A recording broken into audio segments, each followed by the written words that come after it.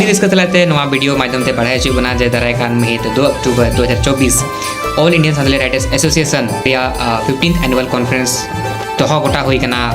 ठाव दो हुयुकान तबोना न्यू टाउन हॉल धनबाद रे नवा प्रोग्राम रेन जहां चीफ गेस्ट हुयुकान तबोना अबोरेन मंत्री श्री हेमंत सोरेन आर सामते आर हो मानतम हड़ को तहन तबोना चीफ गेस्ट रुकु नुतुम ते आर निया कॉन्फ्रेंस रे या निया प्रोग्राम रे अडी किछु बन नेल ᱧᱟᱢᱟ अबुआ पुथी को जहां चर्चा का नवा नवा पुथी वंडे बन ᱧᱟᱢᱟ आर ओना पुथी को कवड़ी हुयुकान मिनिमम 300 टका ओंडे जहां पुथी बन किरीमा 300 टका बो लगा एनकान सनम कोगी नेतागरे तहन तबोना जे तारेकन 2 अक्टूबर लो सनम कोगी सेला दबुन नवा कॉन्फ्रेंस रे आर साथते निया ले सदर कना जे नवा कॉन्फ्रेंस रे सेला दो लगी दो कुछ कवड़ी लगा कना जहां लगा दो कना डेलीगेट्स लगी दो पैसाय पठो को लगी दो 1200 कवड़ी लगा कन तबोना